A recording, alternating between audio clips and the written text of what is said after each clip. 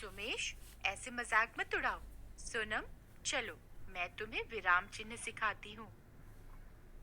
राधिका सोनम को विराम चिन्ह सिखा देगी। चलो हम भी विराम चिन्ह सीखते हैं। पहले ये वाक्य पढ़िए। आर्यन प्रथम आया है। आर्यन प्रथम आया है। आर्यन प्रथम आया है। चित्रों के साथ दिए तीनों वाक्यों में शब्द एक जैसे हैं, किंतु इनके साथ प्रयोग किए गए अलग अलग रंगीन चिन्हों को लगाने से कहने वाले की बात का अलग अलग भाव स्पष्ट हो रहा है। ये रंगीन चिन्ह ही विराम चिन्ह है। हम बोलते समय अर्थ को स्पष्ट करने के लिए वाक्यों के बीच बीच में भावों के अनुसार कभी एक क्षण के लिए और कभी कुछ अधिक समय के लिए रुकते हैं। कभी प्रश्न करते हैं, कभी आश्चर्य प्रकट करते हैं और कभी दुख आदि के भाव व्यक्त करते हैं। लिखित भाषा में इन्हीं भावों और अर्थ को प्रकट करने के लिए जिन चिन्हों का प्रयोग किया जाता है वे विराम चिन्ह कहलाते हैं।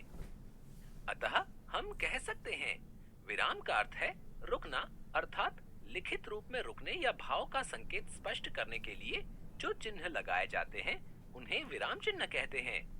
पहला पूर्ण विराम, दूसरा अल्प विराम, तीसरा प्रश्नवाचक चिन्ह, चौथा उद्धरण चिन्ह, पांचवा विस्मयादिबोधक चिन्ह, छठा योजक चिन्ह, सातवां कोष्ठक, आठवां लाघव चिन्ह।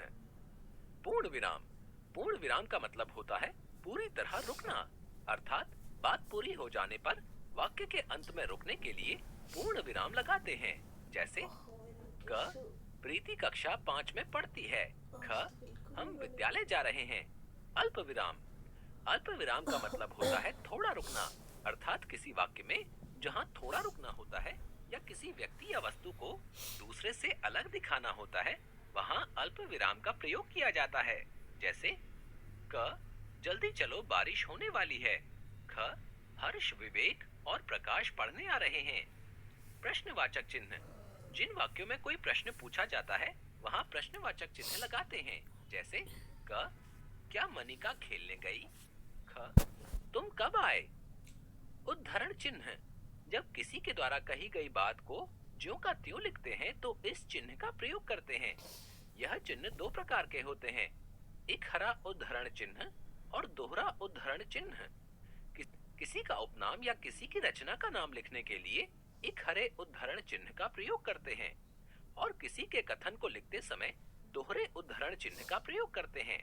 जैसे क सूर्यकांत त्रिपाठी निराला।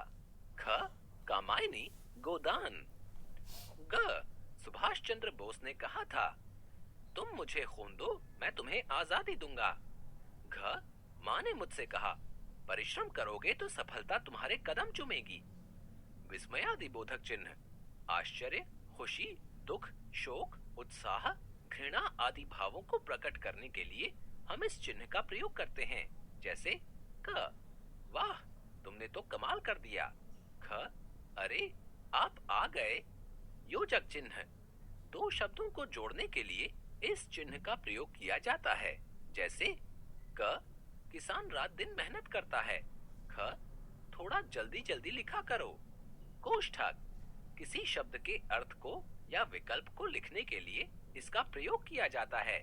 जैसे क अर्जुन ललकारते हुए, जयद्रथ जयद्रथ तुम्हें आज कोई नहीं बचा सकता। ख सुनो, वह मुख्य अतिथि सभा में पहुंच चुके हैं। लाघव चिन्ह, लाघव चिन्ह का प्रयोग शब्दों को संक्षिप्त रूप में लिखने के लिए किया जाता है। जैसे क डॉक्टर, ख प्रश्न, ग टेलीविजन, घ उत्तर, ड़ प्रोफेसर। याद रखें, जब बोलते समय अर्थ को स्पष्ट करना हो या बात को हाव भाव सहित प्रकट करना हो तो इसके लिए भाषा के लिखित रूप में विराम चिन्हों का प्रयोग किया जाता है। मुख्य विराम चिन्ह इस प्रकार हैं। पहला पूर्ण विराम, दूसरा अल्प विराम, तीसरा प्रश्नवाचक, चौथा उद्धरण चिन्ह, पांचवा विस्मयादिबोधक चिन्ह, छठा योजक चिन्ह, सातवां कोष्ठक, आठवां लाघव चिन्ह।